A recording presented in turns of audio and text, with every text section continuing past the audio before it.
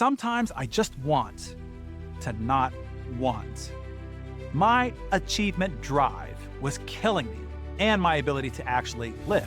So you read in The Compound Effect how when I was 29 years old, I wrote down the description of my ideal woman. It was 40 pages long with details of every facet of this dream girl. Well, on May 7, 2000, she's peeled off the pages of my journal, and there she was, standing in front of the fountain at the Del Mar Plaza. She was there waiting for me. I was her blind date. August 19, 2001, my journal dream came true, and I was married to my dream girl, Georgia. Life was beautiful. We were living on the penthouse floor in a beautiful building in La Jolla, California, overlooking the ocean and in marital bliss.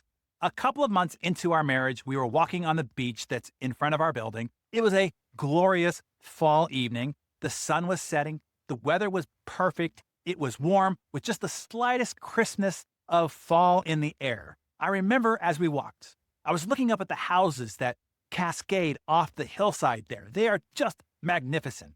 As we walked, I started to debate in my head, which house is the best? Which one had the best view? If I could pick any one, which one was perched in the perfect spot? Which one would I want?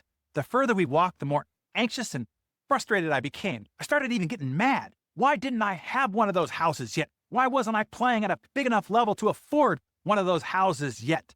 I started plotting and scheming right then to figure out what I had to do to get one of those houses. Just as I was about to start frothing at the ears from hysterical thought, my new wife squeezed my hand and she said, look how the light of the sunset twinkles off of every tiny little ripple on the water. I looked and it was dazzling.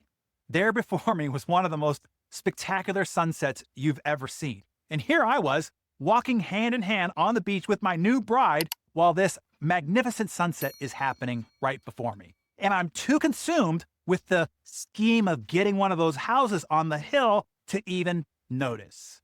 My achievement drive was killing me and my ability to actually live.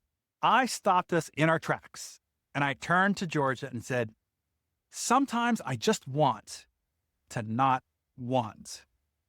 You see, ambition is a double-edged sword. The sword used to slay dragons and win victory in the marketplace is the same sword you can fall on to commit hara-kiri, a Japanese term for personal suicide. You see, ambition is great. It is what drives you. It is the fuel for your growth, progress, and innovation. It is the fuel for our improvement better every day. That's a good thing. No, it's a great thing. But our ambition can also make us perpetually unhappy, anxious, unsettled, and frustrated. While ambition can drive you, allowed free rein, it will drive you out of your life. Wisdom is learning to let ambition drive you without driving you nuts. Tell us how you balance this double-edged sword in your life in the comments below. Hey, this condition that I described here is one of the common causes of self-implosion that I see in high achievers. I admitted my own battle with it here this morning. You see, we all seek freedom, financial, time, and lifestyle freedom, the freedom to do what you want, when you want, and how you want to do it. Ambition is what can drive you to create that freedom. And then, if allowed, it will keep on driving. It will drive you to pursue too many ideas, take on too many projects, and start too many businesses. That will require you to have to hire and manage more people, buy more equipment and systems, balance more cash flow, and be obligated to more meetings, have to put out more fires, and expose yourself to more liability and potential bust risks. Soon the ambition that drove you to freedom has driven you far past that point, and now you are beholden to an albatross. You are the least free person you know. Sure, you might have money, but you are not free. The barista at Starbucks, your pool boy in your backyard, is freer than you are. The greatest challenge I have as a high achiever is reining in my ambition, not screwing it up, so to speak.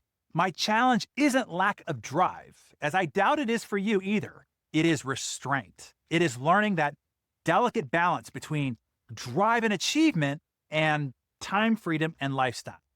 Can you have both? Can you have significant success, make a big impact in the world, and have real time and lifestyle freedom? The answer is yes, But it is not easy. It requires the right systems, to know where to find leverage, to create efficiencies, to stop making up in volume, stress, and long hours what you lack in proven practices and work methods.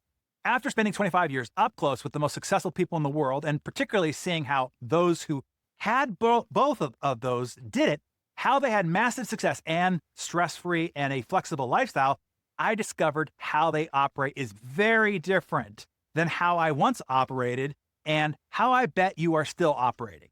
They don't use the brute force approach that I bet you are still using.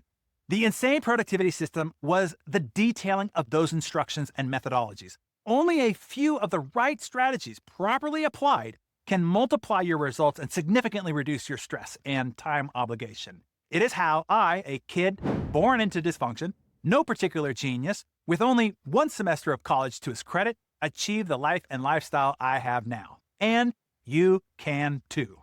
This will be a class where we will guide you through hand in hand. Click the link below and have a great day, everybody.